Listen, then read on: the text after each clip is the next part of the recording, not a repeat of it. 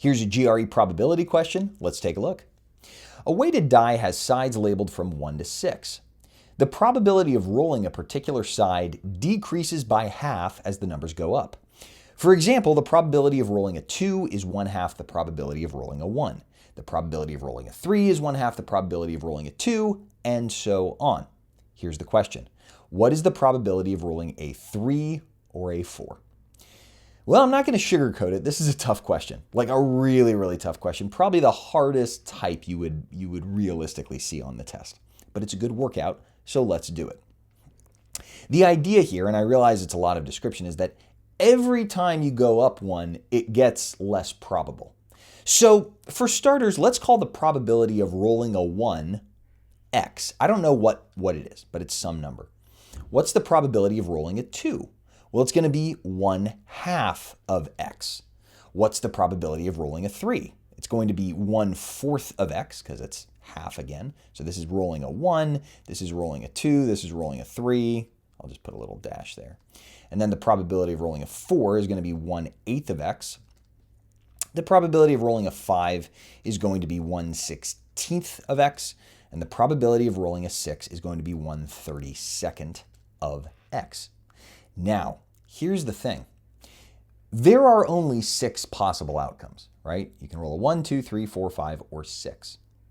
And that means that if I sum up all of the probabilities, the probability of each side that I'm rolling, it has to add up to 100%, right? Or 1. 1 is the same thing as 100%, 100 over 100. So that means I can add up all of these numbers and set them equal to 1.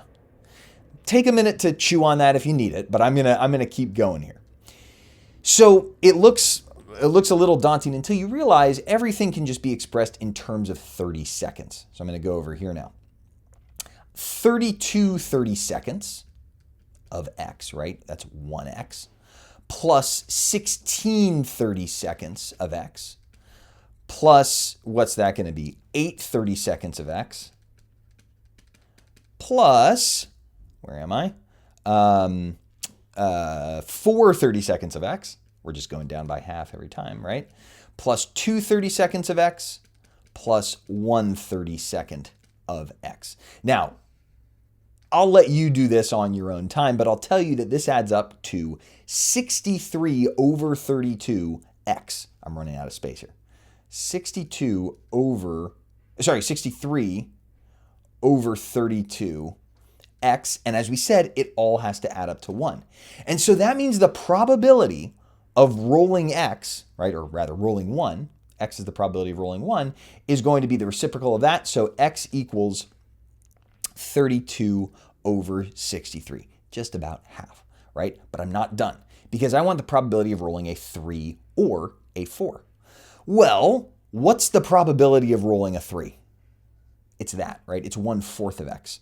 So 1/4 times 32 over 63 comes out to, everybody add it up on your own time, what is that? 8 over 63, right? So the probability of rolling a 3 is going to be 8 over 63. And the probability of rolling a 4 is going to be this times 32 over 63. So that's going to be 4 over 63. Meaning if I add those probabilities together, I get 12 over 63.